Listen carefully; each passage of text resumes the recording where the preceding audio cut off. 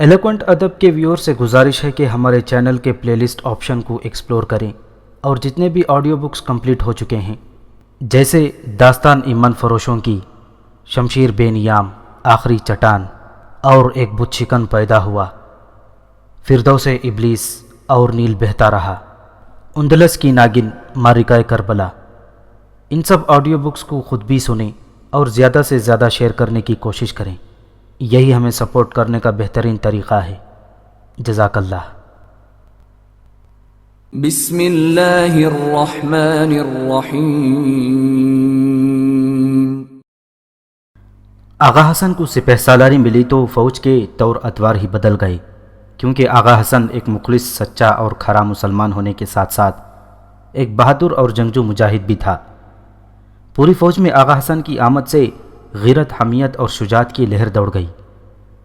قاسم بھی آغا حسن کی تعینات پر بہت خوش تھا، لیکن اس کے ذہن میں ہر گھڑی قسطنطنیہ جانے کا خیال سمایا ہوا تھا۔ وہ ابو جعفر تک پہنچنا چاہتا تھا تاکہ اپنی مارسی کو ڈھونڈ سکے۔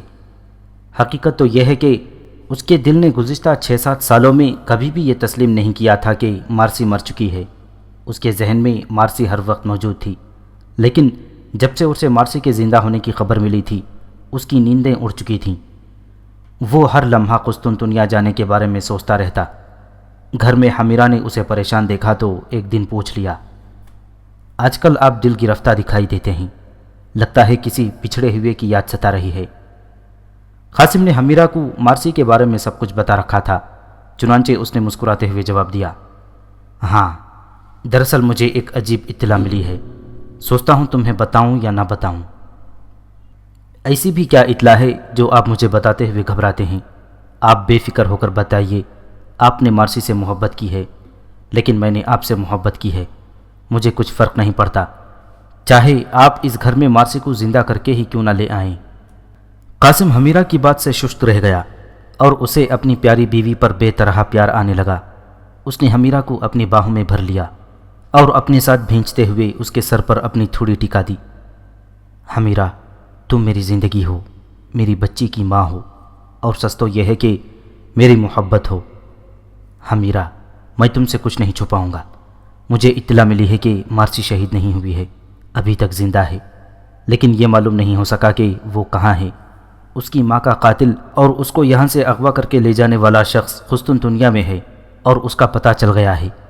میں چاہتا ہوں کہ کسی طرح سلطان سے اجازت لے کر قسطنطنیہ چلا جاؤں اور مارسی کا پتہ لگانے کی کوشش کروں۔ قاسم نے محسوس کیا کہ مارسی کے زندہ ہونے کی خبر سن کر حمیرہ کا دل دھک سے رہ گیا تھا اور اس کے چہرے پر کسی قدر یاس انگیز حیرت تھی۔ اس نے سر اوپر اٹھایا اور اپنی آنسوں بھری پلکیں ٹپ ٹپاتے ہوئے دھیمے لہجے میں کہا، ارے واہ، یہ تو بہت بڑی خوشخبری ہے۔ اگر مارسی زندہ ہے تو میں اسے خود اپنے شوہر کے لیے دلہن بنا کر یہاں لے آؤں گی۔ وہ آپ کی محبت ہی نہیں، میری بہن بھی ہے۔ وہ بہت عظیم ہے۔ میں نے تو کچھ بھی نہیں کیا، جبکہ اس نے اپنا سب کچھ ایمان اور اسلام کے لیے داؤ پر لگا دیا ہے۔ ایسی لڑکی تو زیارت کے قابل ہے۔ حمیرہ کے دل میں ایک طرف مارسی سے عقیدت کے جذبات امڑ رہے تھے اور دوسری طرف اپنی محبت کے تقسیم ہو جانے کا اندیشہ سر اٹھا رہا تھا، لیکن اس نے اپنے انداز میں غم ظاہر نہ ہونے دیا تھا۔ وہ قاسم کی باہوں میں اور سمٹ گئی تھی۔ سلطان محمد خان نے تخت و تاج سنبھال لیا تھا۔ پہلے روز اس پر اپنے بھائی کے قتل کا جو الزام لگا تھا وہ صاف ہو چکا تھا۔ زیادہ تر عمائدین سلطنت کو تو یہ سوچ کر یقین آ گیا تھا کہ اگر ننھے شہزادے کے قتل کا حکم سلطان نے دیا ہوتا تو وہ اسے کبھی بھی عین تقریب تاج پوشی کے دوران قتل نہ کرواتا۔ وہ اپنی تخت نشینی کے مراسم سے فارغ ہونے کے بعد بھی اس بچے کی جان لینے کی تدابیر پر عمل کر سکتا تھا۔ اس شیرخوار بچے کو تخت نشین کرنے کا ارادہ کسی رکن سلطنت کے دل میں موجود نہ تھا، بلکہ سب محمد خان کے حامی تھے۔ سلطان تخت نشینی سے 2 روز قبل ہی ادر نہ آیا تھا، جبکہ فوج کا سربراہ پہلے ہی سے یہاں موجود تھا۔ اگر یہ کام سلطان نے کروانا ہوتا تو وہ ان سرداروں سے کرواتا جو ایشیائی کوچک سے ادرنہ اس کے ساتھ آئے تھے اور جن پر اس کو مکمل بھروسہ تھا۔ ادرنہ میں آتے ہی ایک ایسے سردار کو جو اس کے لیے کوئی مانوس شخص نہ تھا، اس طرح کا حکم دینا معمولی احتیاط کے برخلاف تھا۔ پھر سب سے بڑی بات یہ تھی کہ ینیچری کے سپہ سالار نے مرتے دم تک دوبارہ سلطان پر الزام نہ لگایا تھا۔ یہی باتیں سوچ کر اراکین سلطنت مطمئن ہو گئے۔ دراصل ینیچری فوج چونکہ سلطنت عثمانیہ کی لاڈلی فوج سمجھی جاتی تھی، اس لیے اس فوج اور اس فوج کے سرداروں میں عام طور پر سرکشی اور بغاوت کے اثرات پائے جاتے تھے۔ قاتل سپہ سالار نے سلطان کو اپنے قابو میں رکھنے کے لیے یہ حرکت کی تھی۔ اسے توقع تھی کہ سلطان بغاوت کے ڈر سے اس کی جان بھی نہ لے گا اور ہمیشہ اس سے ڈرتا رہے گا، لیکن سلطان محمد خان بالکل مختلف مزاج کا شخص ثابت ہوا۔ جو لوگ یہ سوچ رہے تھے کہ سلطان محمد خان وہی سلطان ہے جو چند سال پہلے دوبارہ ناکام سلطان رہ چکا ہے، وہ اب بھی ناکام رہے گا، وہ محمد خان کے اس اقدام سے خبردار ہو گئے تھے اور انہیں یقین ہونے لگا تھا کہ سلطان محمد خان اب بچہ نہیں رہا۔ محمد خان کی تخت نشینی سے 3 سال قبل بازنطینی سلطنت کا آخری فرمانرواں 12واں قسطنطین قسطنطنیہ کے تخت پر بیٹھ چکا تھا۔ یہ بھی جان پلیولوگس کی طرح چالاک اور ہوشیار آدمی تھا۔ اس نے سلطان محمد خان کی تخت نشینی کے بعد ایشیائی کوچک کے عمرہ اور باغیانہ خیالات رکھنے والے امیروں کو سہارا دے کر فوراً ایک بغاوت کرا دی تھی، جس کے سبب سلطان محمد خان کو تخت نشین ہونے کے چند دن بعد ہی ایشیائی کوچک کی جانب متوجہ ہونا پڑا تھا۔ ابھی سلطان ایشیائی کوچک کے انتظام سے فارغ نہ ہوا تھا کہ شہر قسطنطنیہ نے اس کے پاس پیغام بھیجا کہ سلطان مراد خان ثانی کے زمانے سے خلافت عثمانیہ کا ایک شہزادہ ارد خان نامی ہمارے پاس نظر بند ہے، اس کے اخراجات کے لیے جو رقم سلطانی خزانے سے آتی ہے اس میں اضافہ کرو، ورنہ ہم اس شہزادے کو آزاد کر دیں گے اور آزاد کر کے اسے تمہارے خلاف فوج کشی کرنے میں مدد بھی دیں گے۔ ارد خان بایزید یلدرم کا پوتا تھا، جو بایزید یلدرم کے ان بیٹوں میں سے تھا جو جنگ انگورا کے بعد بکھر گئے تھے۔ اس لحاظ سے ارد خان سلطان مراد خان ثانی کا چچا زاد بھائی تھا۔ قیصر قسطنطنیہ چونکہ سلطان محمد خان کو ایک خوش طبیعت کا شخص سمجھتا تھا، اس لیے اس نے اس دھمکی کے ذریعے سلطان سے پیسہ اینٹنا چاہا اور اس کو دبانا چاہا، لیکن سلطان محمد خان نے اس کی مطلق پرواہ نہ کی۔ چنانچہ سلطان نے قیصر کے ایلچیوں کو نامراد لوٹا دیا اور دل میں تہیہ کر لیا کہ جب تک عیسائی سلطنت کا قصہ پاک نہ کر دیا جائے، سلطنت عثمانیہ کا قیام و استحکام ہمیشہ خطرے میں رہے گا۔ اس وقت سلطان نے قیصر کے ایلچیوں کو کوئی صاف جواب نہ دیا اور خود قیصر کے خاتمے کی تدبیریں سوچنے لگا۔ قسطنطین ایک جنگجو شہزادہ تھا، لیکن اس نے محمد خان کو چھیڑ کر اسی غلطی کو دہرایا تھا جو اس کے پیشرو مینوول نے سلطان مراد خان ثانی کے ساتھ کی تھی۔ ارد خان شہزادہ سلیمان کی اولاد میں سے تھا۔ شہنشاہ نے سلطان محمد خان کو دھمکی تو دے دی تھی، لیکن اسے معلوم نہ تھا کہ نوعمر سلطان کی قوتیں حیرت انگیز صورت کے ساتھ ترقی پا چکی ہیں اور 22 سال کی عمر میں ہی وہ ارادے کی پختگی، فوجی قابلیت اور ملکی تنظیم و تدبیر میں اپنے سے پہلوں کا حریف بن چکا ہے۔ سلطان محمد خان کے وزیر اعظم خلیل پاشا نے قسطنطین کے واپس ہوتے ہوئے ایلچیوں کو اس احمقانہ مطالبے کے خطرات سے آگاہ کیا اور سفیروں سے کہا، تمہارا جنون قسطنطنیہ کو سلطان کے ہاتھوں میں دے کر رہے گا۔ یورپ میں ارد خان کے سلطان ہونے کا اعلان کر دو، بے شک اہل ہنگری کو اپنی مدد کے لیے بلا لو اور کچھ بھی کر لو، لیکن بہت جلد تم کو بازنطینی سلطنت کا خاتمہ نظر آ جائے گا۔ اس روز قیصر کے ایلچی سلطان سے ملے۔ اسی روز سے سلطان نے تہیہ کر لیا تھا کہ وہ قسطنطنیہ کو اپنی سلطنت میں شامل کر لے گا۔ سنوپ اور طرابزون کے علاوہ قدیم سلطنت کے تمام ایشیائی علاقوں پر عثمانیوں کا قبضہ ہو چکا تھا۔ یورپ میں صرف قسطنطنیہ اور اس کے مضافات اس سلطنت سے باقی رہ گئے تھے۔ قیاصرہ کی وہ عظیم سلطنت جو اپنی وسعت اور قوت کے لحاظ سے کبھی دنیا کی تمام سلطنتوں پر فوقیت رکھتی تھی، تباہی اور بربادی کی آخری حد تک پہنچ گئی تھی، اور جہاں تک وسعت اور قوت کا سوال تھا گویا وہ فنا ہو چکی تھی۔ تاہم اس حالت میں قسطنطنیہ کا وجود بجائے خود نہایت کمزور اور قصر سلطانی کی یہ پہلی اور آخری اینٹ ہنوز اپنی جگہ پر قائم تھی۔ ترکوں نے جس وقت یورپ کی سرزمین میں قدم رکھا تھا، اسی وقت سے اس شہر کو فتح کرنے کا حوصلہ ان کے دل میں پیدا ہوا تھا۔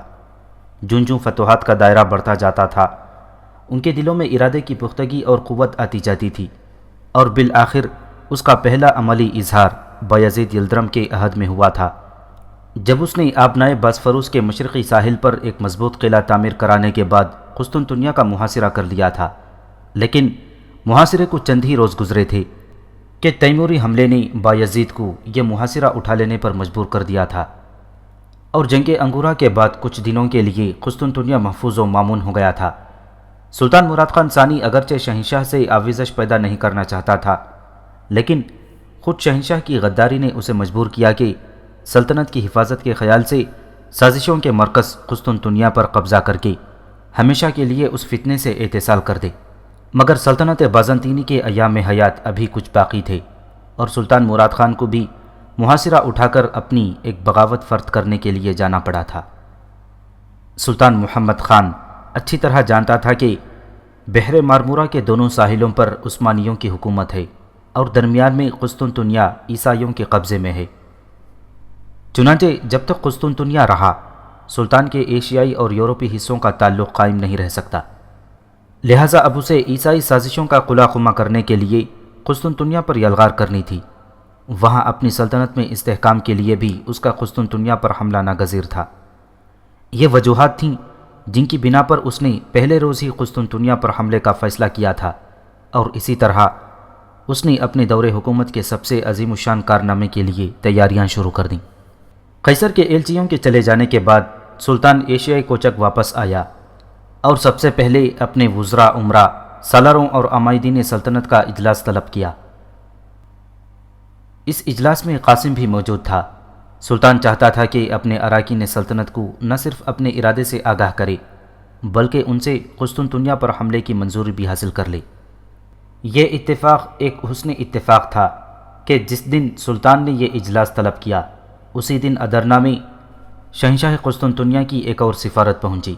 عین اس وقت جب دربار میں قسطنطنیہ پر حملے کے متعلق گرما گرم بحث ہو رہی تھی، وزیر سلطنت نے سلطان کے نزدیک آ کر اس کے کان میں قیصر کے ایلچیوں کی بابت بتایا۔ دربار میں کچھ لوگ قیصر کے ساتھ تعلقات بگاڑنے کے حق میں تھے۔ سلطان کو ایلچیوں کی آمد تائید غیبی محسوس ہوئی اور اس نے ان قسطنطینوی سفیروں کو دوران اجلاس اپنے دربار میں طلب کر لیا۔ شہنشاہ کے سفیر دربار میں داخل ہوئے تو تمام اہلیان دربار کی نظریں ان کی جانب متوجہ ہوئی۔ یہ لوگ بھاری بھرکم جبوں میں ملبوس تھے، ان کی گردنوں میں طلائی سلیبیں لٹک رہی تھیں اور سر پر قسطنطنیہ کی مخصوص لمبوتری ٹوپیاں رکھی ہوئی تھیں۔ شہنشاہ کا سفیر سلطان کے سامنے پہنچ کر شاہی آداب بجا لائے بغیر بے ادبی سے کھڑا رہا۔ سلطان کے اشارے پر سفیر نے شہنشاہ قسطنطنیہ کا پیغام پڑھ کر سنانا شروع کر دیا۔ شہنشاہوں کے شہنشاہ قیصر قسطنطنیہ قسطنطین دوازدہم کی جانب سے سلطان محمد خان کے نام، سلطان کو آگاہ کیا جاتا ہے کہ بایزید یلدرم کا پوتا اور سلیمان شاہ کا فرزند خان ہماری قید میں ہے۔ اس کے نان نفقے کے لیے جو رقم سلطانی خزانے سے بھیجی جاتی ہے وہ ناکافی ہے، چنانچہ سلطان کو چاہیے کہ وہ اس رقم میں اضافہ کر کے اسے دگنا کرے۔ بصورت دیگر شہنشاہ عثمانی شہزادہ خان کو آزاد کر کے سلطان محمد خان کے سامنے کھڑا کر دے گا۔ شہنشاہ نے یہ بھی حکم دیا ہے کہ اس مرتبہ شہنشاہ کے ایلچیوں کو ناکام و نامراد لوٹا دیا گیا تو تمام ذمہ داری سلطان پر ہوگی۔ قیصر قسطنطنیہ کے ایلچیوں کی زبانی قیصر کا پیغام سن کر تمام اہلیان دربار آگ بگولا ہو گئے۔ سلطان کی ترکیب کامیاب رہی اور وہ لوگ بھی جو قیصر کے خلاف نہ تھے اس اعلان کے بعد پیچ و تاب کھانے لگے۔ سلطان نے اہلیان دربار کی رائے لینے کے بعد شہنشاہ کے ایلچیوں کو نہایت ذلت کے ساتھ اپنے دربار سے نکال دیا۔ قیصر کے ایلچی چلے گئے تو دربار میں جاری اجلاس پھر سے شروع ہوا۔ اس مرتبہ سب کی رائے یہ تھی کہ قسطنطنیہ پر حملہ کرنے کے لیے زور و شور سے تیاریاں شروع کی جائیں۔ سلطان کو ایک بوڑھے رکن سلطنت نے اٹھ کر ایک عجیب مشورہ دیا۔ سلطان معظم، سلطنت عثمانیہ کے سابقہ فرمان رواں بھی قسطنطنیہ پر حملہ آور ہوتے رہے ہیں، لیکن ہر مرتبہ ایشیائی کوچک سے بغاوت اٹھ کھڑی ہوتی ہے اور انہیں ان شورشوں کو دور کرنے کے لیے جانا پڑتا ہے۔ میرا یہ ناقص مشورہ ہے کہ اس مرتبہ قسطنطنیہ پر حملے سے پہلے امیر کرمانیہ کے ساتھ مکمل صلح کر لی جائے۔ میرے ذہن میں اس صلح کی ایک تجویز ہے، اگر سلطان معظم اجازت دیں تو میں بیان کروں۔ اجازت ہے۔ سلطان معظم، امیر کرمانیہ کی ایک نوجوان لڑکی ہے، اگر سلطان معظم اس کے ساتھ عقد کا ارادہ فرما لیں تو مجھے یقین ہے کہ امیر کرمانیہ بخوشی یہ رشتہ قبول کر لے گا اور اس طرح وہ ہمیں قسطنطنیہ کے محاصرے کے دوران پریشان نہ کر سکے گا۔ سلطان کو بوڑھے رکن سلطنت کی تجویز بہت پسند آئی اور اس نے بلا تعامل اس پر عمل کرنے کا ارادہ ظاہر کیا۔ اسی اثنا میں قاسم بن ہشام اپنی نشست پر اٹھ کھڑا ہوا اور سلطان سے کچھ عرض کرنے کی اجازت چاہی۔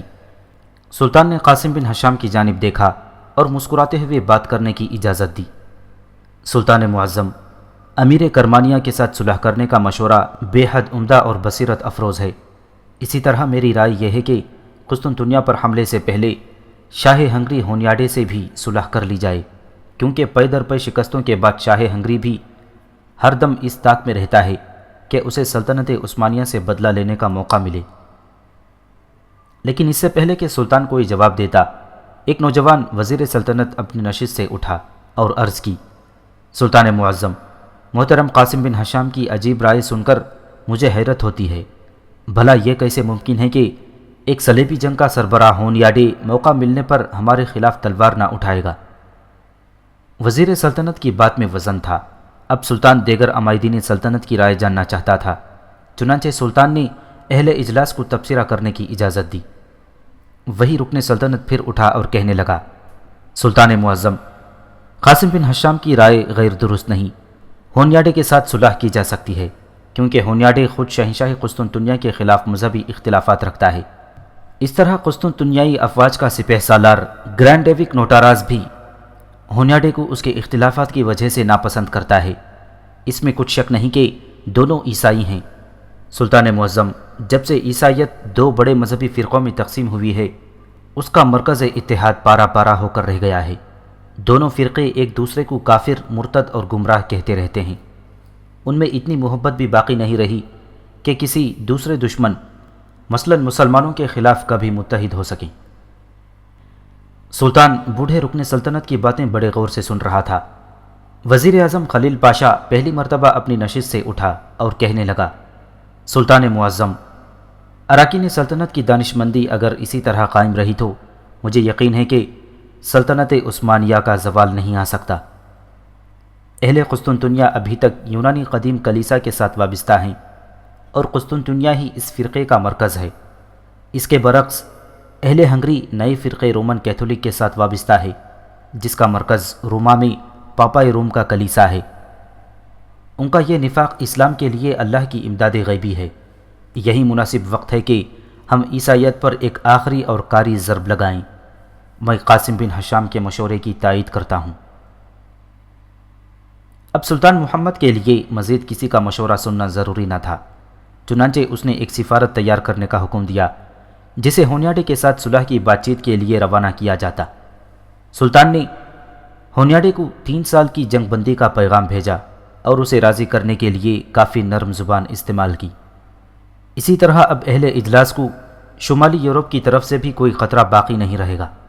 دربار کا اہم اجلاس ابھی جاری تھا کہ ینیچری کے لشکر کا سپہ سالار نوجوان اور خوبرو آغا حسن سلطان سے اجازت لے کر کہنے لگا، سلطان معظم، ہمیں موریا کی طرف سے بھی خطرات لاحق ہیں، کیونکہ موریا کے حکمران شہنشاہ قسطنطنیہ کے بھائی ہیں اور عین ممکن ہے کہ وہ بھی شہنشاہ کی مدد کے لیے آ جائیں گے۔ آغا حسن کی بات پر کافی دیر تک دربار میں تبصرہ ہوتا رہا اور پھر باہمی مشورے سے ایک بہترین فوج موریا کی جانب روانہ کرنے کا فیصلہ بھی کیا گیا۔ سلطان نے اراکین سلطنت کو مخاطب کر کے کہا، معزز اراکین سلطنت، میں محسوس کرتا ہوں کہ قسطنطنیہ اپنے محل وقوع کی وجہ سے بہت مضبوط شہر ہے، کیونکہ اس کے 3 اطراف میں سمندر اور ایک جانب خشکی ہے۔ قسطنطنیہ کے علاوہ یونان کے جہاز بھی ان کی مدد کو پہنچ سکتے ہیں۔ اس کے برعکس سلطنت عثمانیہ کے پاس بحری قوت نہ ہونے کے برابر ہے۔ ان کے جہازوں کے مقابلے میں عثمانی کشتیاں بالکل بیکار اور ناکارہ ہو جاتی ہیں، اور پھر ہمارے پاس کشتیاں بھی تو بہت کم ہیں۔ میں سمجھتا ہوں کہ ہمیں قسطنطنیہ پر حملے سے پہلے اپنی بحری قوت میں اضافہ کرنا ہوگا۔ سلطان کی بات پر اہل دربار کی آنکھوں میں خراج تحسین کی جھلک نظر آئی اور وہ یہ سوچنے پر مجبور ہوئے کہ سلطنت عثمانیہ کو بحری طاقت کی ضرورت ہے۔ دیر تک اسی موضوع پر گفتگو ہوتی رہی۔ قاسم نے سلطان کو بوڑھے ملاح عباس کے بارے میں بتایا اور اسے یہ بھی بتایا کہ وہ بڑے بڑے بحری جہازوں کے تیار کروانے اور اس کو سمندر میں جنگی اغراض سے استعمال کرنے کا ماہر ہے۔ سلطان نے اہل دربار کے باہمی مشورے سے بالآخر یہ اعلان کیا کہ سلطنت عثمانیہ کا ایک جنگی بحری بیڑا تیار کیا جائے جو فتح قسطنطنیہ کے موقع پر مسلمانوں کے بحری محاذ کو سنبھالے گا۔ آج کا سارا دن اجلاس جاری رہا۔ نماز مغرب کے بعد اجلاس اگلے روز کے لیے برخاست کر دیا گیا اور سلطان نے قاسم کو اپنے کمرے خاص میں طلب کر لیا۔ قاسم سلطان کے پاس تخلیے میں پہنچا تو سلطان نے کہا، قاسم بن ہشام، اسلام اور سلطنت عثمانیہ کے لیے آپ کی 10 سالہ خدمات پر نظر ڈالی جائے تو آپ کی عسکری صلاحیتوں میں سراغ رسانی اور جاسوسی نمایاں نظر آتی ہے۔ میں نے قسطنطنیہ پر حملہ کرنے کے لیے ایک اور محاذ پر توجہ دینے کا بھی فیصلہ کیا ہے، وہ ہے نظام جاسوسی کا خفیہ محاذ۔ میں چاہتا ہوں قسطنطنیہ کے حفاظتی حصار، فصیل کی حالت، بحری قوت کی تفصیل، جنگی اور ملاحی صلاحیتیں، حتیٰ کہ شہنشاہ قسطنطنیہ کی کمزوریاں تک کچھ بھی میری نظروں سے پوشیدہ نہ رہے۔ یہ بہت مشکل اور خطرناک کام ہے، کیونکہ ان معلومات کے لیے جس کو بھی بھیجا جائے گا ایک غیر ملکی جاسوس کی حیثیت سے اس کی جان ہتھیلی پر رہے گی۔ میں چاہتا ہوں کہ میں قسطنطنیہ میں آپ کی رائے اور مشورے سے اس مقصد کے لیے کسی شخص کو بھیجوں۔ سلطان کی بات کے ساتھ ساتھ قاسم کے رگو پے میں لہو کی گردش تیز ہوتی جا رہی تھی۔ اندھا کیا چاہتا، 2 آنکھیں، وہ تو پہلے ہی قسطنطنیہ جانا چاہتا تھا۔ اس نے بے صبری سے کہا، سلطان معظم، اس اہم اور مشکل مہم میں میں خود روانہ ہونا چاہتا ہوں۔ میں سمجھتا ہوں کہ میں یہ مقصد کسی بھی اور شخص سے زیادہ بہتر طور پر سر انجام دے سکتا ہوں۔ سلطان کے چہرے پر مسکراہٹ پھیل گئی، کیونکہ سلطان خود بھی یہی چاہتا تھا کہ اس مرتبہ وہ ہر کام ٹھیک طریقے سے ناپ تول کر کرے، تاکہ قسطنطنیہ کو فتح کرنے میں کسی قسم کی کوتاہی باقی نہ رہے۔ سلطان بھی یہی چاہتا تھا کہ اس مہم پر قاسم خود روانہ ہو جائے۔ قاسم کو قسطنطنیہ کے لیے تیار دیکھ کر سلطان نے فوراً کہا، ٹھیک ہے، آپ اپنے سفر کی تیاری شروع کریں۔ آپ بہت جلد عیسائی دنیا کے ایک قدیم مرکز اور بازنطینی سلطنت کے دارالحکومت قسطنطنیہ روانہ ہو رہے ہیں۔ قاسم بن ہشام، ایک بات رکھیے کہ ہمارے رسول کریم صلی اللہ علیہ وسلم نے اپنی زبانی قسطنطنیہ کے فاتح کو جنت کی بشارت دی ہے۔ آپ عثمانی افواج کے قسطنطنیہ میں داخل ہونے سے پہلے اس شہر کو داخلی طور پر فتح کرنے جا رہے ہیں۔ قسطنطنیہ میں پہلے بھی مسلمان آباد ہیں، ان میں سے بعض لوگ سلطنت عثمانیہ کے لیے مدت سے کام کر رہے ہیں۔ قسطنطنیہ میں غلطہ کا نصف حصہ ہمارے آبا میں سلطان بایزید یلدرم نے اس وقت کے شہنشاہ مینوئل سے حاصل کر لیا تھا۔ آپ کو وہاں پریشانی نہ ہوگی، لیکن پھر بھی جنگی نوعیت کی معلومات حاصل کرنے کے لیے آپ کو بے حد محنت کرنی پڑے گی۔ چنانچہ یہی بہتر ہے کہ آپ جلد سے جلد قسطنطنیہ روانہ ہو جائیں۔ اس مرتبہ سلطان نے مشرقی یورپ کے ایک مرکز اور قدیم عیسائیت کے اس مذہبی شہر کو بحر صورت فتح کرنے کا تہیہ کر لیا تھا۔ 9 عمری میں 2 مرتبہ ناکام سلطان بننے کے بعد جب سلطان مراد خان ثانی نے اسے تعلیم و تربیت کے لیے ایڈین بھیجا تھا تو اس لاڈلے شہزادے کو اسلامی تعلیمات اور تاریخ پڑھنے کا صحیح معنوں میں موقع ملا تھا۔ اسے معلوم ہوا کہ آقائے نامدار مقصود کائنات سرکار دو عالم خیر الانام حضور نبی کریم صلی اللہ علیہ وسلم نے اپنی حیات مبارکہ میں قسطنطنیہ کی فتح سے گہری دلچسپی رکھی تھی۔ سلطان نے تاریخ کا مطالعہ کیا اور اسے معلوم ہوا کہ قسطنطنیہ کو فتح کرنے کی نیت سے پہلا اسلامی حملہ 48 ہجری میں کیا گیا تھا۔ اس معرکے میں کئی اصحاب رسول صلی اللہ علیہ وسلم بھی شریک تھے۔ سابقون الاولون میں حضرت ایوب انصاری رضی اللہ تعالیٰ عنہ جیسے جید صحابہ بھی شامل تھے۔ اس مطالعے کے دوران یہ بھی معلوم ہوا کہ حضرت ایوب انصاری رضی اللہ تعالیٰ عنہ اسی معرکے میں شہید ہوئے اور قسطنطنیہ کی فصیل کے نزدیک ہی دفن کیے گئے تھے۔ اسے سب سے زیادہ دلچسپی رسول کریم صلی اللہ علیہ وسلم کے اس فرمان پر تھی جس میں آپ صلی اللہ علیہ وسلم نے فاتح قسطنطنیہ کو جنت کی بشارت دی تھی۔ اسی لیے وہ اس قدر اہتمام اور تیاری کے ساتھ قسطنطنیہ پر حملہ آور ہونا چاہتا تھا۔ ادھر قسطنطین پر یہ مصیبت خود اس کی اپنی غلطی سے نازل ہوئی تھی۔ اس نے سلطان محمد خان کو تخت نشین ہونے کے بعد 2 مرتبہ دھمکی آمیز سفارت بھیج کر اپنی موت کے پروانے پر خود دستخط کیے تھے۔ سلطان نے قاسم بن ہشام کو قسطنطنیہ کے لیے روانہ کیا۔ ایشیائی کوچک کی شورشوں کو فرد کرنے کے لیے امیر کرمانیہ سے صلح کر لی اور اس کی بیٹی سے عقد نکاح کر لیا۔ اس کے بعد 3 سال کے لیے ہونیاڈے سے بھی صلح کر لی، جس کی وجہ سے شمالی یورپ کی طرف سے کوئی خطرہ باقی نہ رہا۔ پھر اس نے ایک فوج موریا کو بھیج دی تھی تاکہ شہنشاہ کے بھائی جو وہاں حکومت کرتے تھے قسطنطنیہ کی مدد سے روک دیے جائیں۔ ان تدبیروں سے فارغ ہو کر اس نے آبنائے باسفورس کی یورپی ساحل اور قسطنطنیہ سے تقریباً 5 میل کے فاصلے پر ایک زبردست قلعہ تعمیر کروانا شروع کر دیا۔ اس سے پہلے سلطان بایزید یلدرم نے آبنائے باسفورس کے ایشیائی ساحل پر ایک قلعہ تعمیر کروایا تھا۔ سلطان محمد خان نے ایشیائی ساحل کے ٹھیک سامنے آبنائے باسفورس کے یورپی ساحل پر دوسرا قلعہ تعمیر کروانا شروع کیا۔ قسطنطنیہ شہر بھی اسی ساحل پر واقع تھا۔ آبنائے باسفورس بھی اپنی طرز کی عجیب آبنائیں ہے۔ بر اعظم ایشیا اور بر صغیر یورپ حقیقت میں سمندر کے اندر تیرتے ہوئے خشکی کے دو بڑے ٹکڑے ہیں۔ کئی لاکھ سال پہلے یہ ٹکڑے تیرتے تیرتے آہستہ آہستہ ایک دوسرے کے نزدیک آئے تھے، حتیٰ کہ اس قدر نزدیک آ گئے کہ درمیان میں صرف آبنائے باسفورس کا تھوڑا سا پانی رہ گیا۔ البتہ شمال کی جانب سے یہ دونوں بر اعظم آپس میں مل گئے۔ اسی کو یورپی روس کہتے ہیں۔ آبنائے باسفورس ایک آبی گزرگاہ ہے جو ایشیا اور یورپ کے درمیان حائل ہے۔ یہ ایک پٹی کی طرح سے دونوں بر اعظموں کے درمیان پڑی ہے اور اس کے دونوں سروں پر کھلا سمندر واقع ہے۔ ایک سرے پر واقع کھلے سمندر کا نام بحیرہ اسود ہے، جبکہ دوسرے سرے پر واقع سمندر کا نام بحیرہ مارمودہ ہے۔ بحیرہ مارمودہ کی جانب جس مقام سے کھلا سمندر شروع ہوتا ہے اس مقام کو درِ دانیال کے نام سے پہچانا جاتا ہے۔ یہی درِ دانیال ہے جو صدیوں سے مشرق اور مغرب کے حملے آوروں کے بحری جہازوں کی گزرگاہ رہا ہے۔ چنانچہ سلطان نے آبنائے باسفورس کے یورپی ساحل پر بھی ایک زبردست جنگی قلعے کے کام کا آغاز کر دیا۔ قسطنطین نے اس قلعے کی تعمیر کے خلاف احتجاج کیا، لیکن سلطان نے اس کی ایک نہ سنی۔ قلعے کی تعمیر کے دوران بعض ترک سپاہیوں نے چند یونانی کاشتکاروں سے چھیڑ چھاڑ کی، جس نے ایک چھوٹی سی لڑائی کی شکل اختیار کر لی اور اس میں فریقین کے چند سپاہی مارے گئے۔ قسطنطین سمجھ چکا تھا کہ یہ تمام تیاریاں دراصل قسطنطنیہ پر حملے کے لیے ہو رہی ہیں۔ اس نے قسطنطنیہ پر حملے کے خوف سے شہر کے پھاٹک بند کرا دیے اور ایک وفد بھیج کر سلطان محمد خان کی خدمت میں ترک سپاہیوں کے طرز عمل کی شکایت کی۔ سلطان محمد نے اس شکایت کا جواب اعلان جنگ سے دیا۔ اب سلطنت بازنطینی کی موت و زیست کا مسئلہ آخری فیصلے کا منتظر تھا۔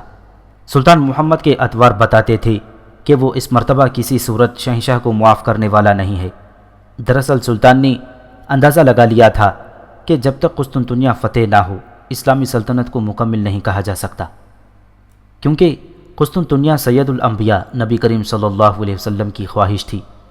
سلطان اپنی عسکری زندگی کا آغاز قسطنطنیہ جیسے عظیم شہر پر کامیاب حملے سے کرنا چاہتا تھا۔ یہی وجہ تھی کہ وہ ہر طرح کے انتظامات خود اپنی نگرانی میں مکمل کروا رہا تھا۔ اس نے مایاناز آہنگر نو مسلم اربان کو بلوایا اور اسے قسطنطنیہ پر حملے کے لیے ایک ایسی زبردست توپ بنانے کا حکم دیا جو قسطنطنیہ کی تہ در تہ بنی فصیل کو تباہ کرنے کا کام کما حقہ کر سکے۔ اربان کے ذہن میں تو پہلے سے ہی ایک ایسی ہی توپ کا خاکہ تھا۔ اس نے سلطان سے کہا، سلطان معظم، میں ایک ایسی توپ بنا سکتا ہوں جس میں 40 بالشت 30 انچ موٹائی کا بھاری بارود سے لیس گولہ داغا جا سکتا ہے۔ یہ توپ قد و قامت کے لحاظ سے بہت بڑی ہوگی، اس لیے یہ لوہے کے بجائے پیتل سے ڈھالنی پڑے گی۔ سلطان نے اربان کی توپ کے خاکے کو بہت سراہا اور اسے فوری طور پر ایسی توپ بنانے کی اجازت دے دی۔ اسلحہ کی تیاری کے لیے سلطان محمد خان نے اپنے مشہور جرنیل احمد کدک پاشا اور محمود پاشا کو مقرر کیا۔ اسی طرح اس نے برق رفتار معماروں کی ایک جماعت قسطنطنیہ کے یورپی ساحل پر اتار دی تاکہ وہ قسطنطنیہ سے 5 میل کے فاصلے پر آبنائے باسفورس کے کنارے ایک زبردست جنگی قلعہ تعمیر کرے۔ اس کا سربراہ مصلح الدین آغا جیسا تاریخ ساز ماہر فن تعمیر تھا، جس نے 3-4 ماہ کے قلیل عرصے میں جنگی حصار تعمیر کروا دیا تھا۔ اب آبنائے باسفورس کے دونوں ساحل مسلمانوں کے قبضے میں آنے والے تھے۔ جو ہی قلعے کی تعمیر مکمل ہوتی، 2 سرسبز و شاداب ساحلوں کے درمیان سمندر کی 18 میل لمبی دلکش نیلگوں لکیر یعنی آبنائے باسفورس پر مسلمانوں کا قبضہ ہونا تھا۔ رومیلی حصار سے قسطنطنیہ کا برج غلاتہ صاف دکھائی دیتا تھا۔ ادھر سلطان نے رومیلی حصار کے معماروں کو مصلح الدین آغا کی سرکردگی میں قسطنطنیہ روانہ کیا اور ادھر قاسم بن ہشام قسطنطنیہ کے خفیہ راز اور اہم عسکری معلومات حاصل کرنے کے لیے اس عظیم شہر کی جانب روانہ ہو گیا، جبکہ موریا کی طرف سلطان کی ایک بہادر فوج پہلے ہی کوچ کر گئی تھی۔ سلطان محمد خان آغا حسن احمد کدک پاشا اور محمود پاشا جیسے سالاروں کے ہمراہ ایک مضبوط اور ناقابل تسخیر فوج تیار کرنے میں مصروف تھا۔ اس نے اپنے ہر صوبے میں نئی بھرتی کے لیے پیغام بھیجے۔ ہر صوبے کا حکمران بیلر بیگ کہلاتا تھا۔ بیگ اور پاشا ایک ہی طرز کے القابات تھے۔ ایسے فوجی سردار جن کے نیزے کے سرے کے ساتھ گھوڑے کے دم جیسا ایک پھنندہ لگا ہوتا تھا وہ بیگ یا پاشا کہلاتے۔ یہ عثمانیوں کا فوجی نشان تھا۔ پاشا ترکی زبان میں فوجی سرداروں کو کہتے ہیں۔ ایک بیلر بیگ یعنی کسی صوبے کا جاگیردار وہ پاشا ہوتا تھا جس کے نیزے کے ساتھ گھوڑے کی دم جیسے دو پھنندے لگے ہوتے۔ یہ لوگ ان جاگیروں کے سردار تھے جن کو فوجی خدمات کے لیے زمینیں دی گئی تھیں، اور ان کے فرائض میں شامل تھا کہ جنگ کے موقع پر مسلح ہو کر لشکر میں شامل ہو جائیں۔ ان جاگیروں کے لوگ ایسے موقعوں پر اپنے اپنے سرداروں کے علم کے نیچے جمع ہو جاتے تھے۔ علم کو ترکی زبان میں سنجق کہتے ہیں، اور چونکہ سنجق ہر علاقے کا الگ ہوتا ہے اس لیے دھیرے دھیرے لوگ صوبوں اور علاقوں کو سنجق کہنے لگے۔ ہر سنجق یعنی فوجی پرچم تلے بیگ یعنی بیلر بیگ کے بہت سے ماتحت ہوا کرتے، اور ہر بیگ کا دستہ 400 سواروں پر مشتمل ہوتا۔ سلطان نے اس عظیم حملے کے لیے اپنے یورپی اور ایشیائی مقبوضات سے باضابطہ طور پر 1 لاکھ کی فوج تیار کرنا شروع کر دی۔ رضاکار اس کے علاوہ تھے جو ہر جنگ کے موقع پر بطور خود اپنی خدمات پیش کرتے اور جن کا معاوضہ صرف مال غنیمت تھا۔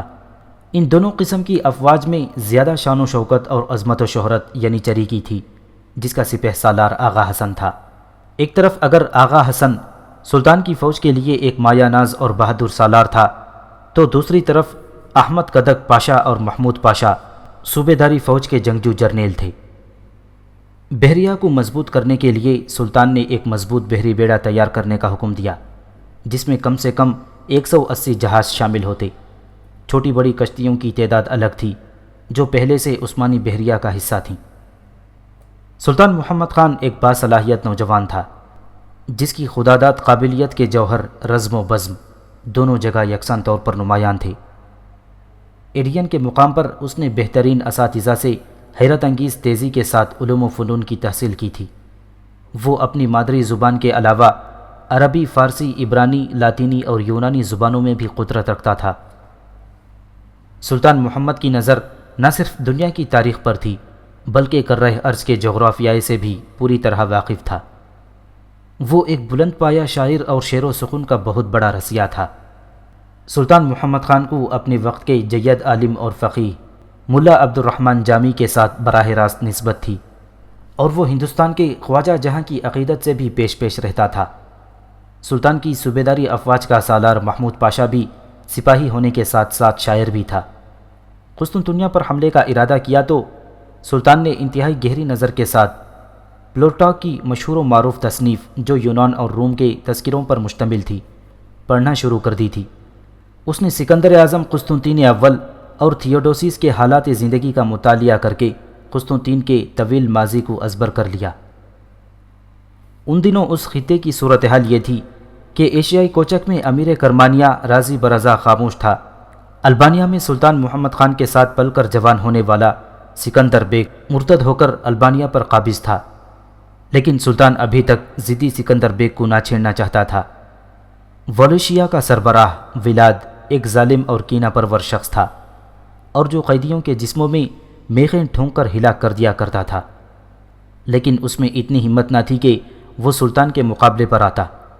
ہمت ہی تو صرف شاہ ہنگری ہونیاڈے کے بازوؤں میں تھی، لیکن سلطان نے اس کے ساتھ 3 سال کی صلح کا معاہدہ کر لیا تھا۔ ہونیاڈے سلطان کے باپ مراد خان کے ہاتھوں ایک معاہدہ شکنی کا مزہ چکھ چکا تھا، چنانچہ دوسری بار معاہدہ توڑنے کا تو وہ تصور بھی نہیں کر سکتا تھا۔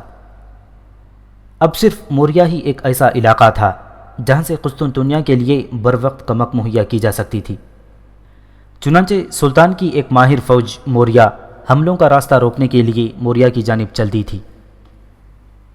چنانچہ تمام تیاریوں کا خاکہ مکمل طور پر تیار کرنے کے بعد سلطان نے ایک حتمی اجلاس طلب کر کے قسطنطنیہ پر حملے کے فیصلے کو آخری شکل دے دی۔ یہ اجلاس بھی بڑے بڑے سالاروں، سرداروں اور عمائدین سلطنت پر مشتمل تھا۔ اس اجلاس میں قاسم بن ہشام کسی کو نظر نہ آیا کیونکہ وہ وادی تھیرس عبور کرنے والا تھا۔ اجلاس مسلسل 3 روز تک جاری رہا اور سلطان نے حملے کی حتمی شکل کے بعد سلطنت کے لیے نئے احکامات و قوانین بھی جاری کر دیے۔ خان کے زمانے میں دولت عثمانیہ کے وزیر اعظم علاء الدین نے فوجی اصلاحات جاری کی تھیں جن کی تکمیل مراد خان اول کے زمانے میں ہوئی، لیکن نظام سلطنت کے لیے کوئی دستور سلطان محمد خان کے زمانے تک مرتب نہ ہوا تھا۔ سلطان نے دستور سلطنت کو باضابطہ طور پر ترتیب دیا اور اس کا قانون نامہ سلطنت عثمانیہ کا باقاعدہ دستور بن گیا۔ سلطان نے آئین سلطنت پیش کرتے وقت اپنے خطاب کے دوران سلطنت کو ایک خیمے میں تشبیہ دی اور کہا کہ سلطنت کا یہ خیمہ 4 ستونوں پر قائم ہوگا: وزرائے سلطنت، قضائے عسکر، دفتردان یعنی خازن، اور نشانجی یعنی معتمد سلطنت اس خیمے کے ستون ہیں۔ اس نے خیمے کے دروازے کو باب عالی کا نام دیا، جو رہتی دنیا تک حکومت عثمانیہ کا نام بن گیا۔ اس نے 4 وزرائے سلطنت مقرر کیے جن کا صدر وزیر اعظم تھا، جو سلطنت کے تمام عہدیداروں کا افسر اعلیٰ تھا اور اسی کے پاس حکومت کی مہر رہتی تھی۔ وزیر اعظم بھی سلطان کی طرح اپنے محل میں دربار طلب کر سکتا تھا۔ قضائے عسکر کا تعلق علماء کی جماعت سے ہوتا تھا اور قضائے عسکر یورپی عدالتوں جبکہ ایک قضائے عسکر ایشیائی عدالتوں کے لیے سلطان نے مقرر کیا۔ خواجہ، مفتی اور قاضی بھی طبقہ علماء سے لیے گئے۔ سلطان نے حکومت کی مجلس حل و عقد کا نام دیوان ہی رہنے دیا، جبکہ دیوان میں نشستوں کی تعداد بڑھا دی۔ سلطان نے نئے دستور میں خارجی آغا اور داخلی آغا کے عہدے مقرر کیے۔ خارجی آغا وہ فوجی حکام تھے جن کے سپرد صوبوں کی حکومت تھی، جبکہ داخلی آغا درباری عہدوں پر مامور تھے۔ سلطان نے آغاؤں کے مزید عہدے بھی تجویز کر دیے، مثلاً کاپو آغا یعنی گورے خواجہ سراؤں کا افسر، اسود آغا حبشی خواجہ سراؤں کا افسر، بوستان جی ماشی باغبانوں کا افسر، چاوش باشی حکومت کے قاصدوں کا افسر وغیرہ مقرر کیے۔ سلطان محمد خان نے سب سے زیادہ توجہ اپنے آئین سلطنت میں تعلیم و تدریس کے لیے دی تھی۔ پچھلے عہد میں تمام مدرسے محض مذہبی ہوتے تھے، اگرچہ ان میں اور علوم بھی پڑھائے جاتے تھے، لیکن ترکوں کا سرشتہ تعلیم پولیٹیکل حیثیت کا حامل تھا اور وہ سلطنت کے لیے لائق عہدیدار پیدا کرتا تھا۔ سلطان کا اجلاس 3 روز تک جاری رہا۔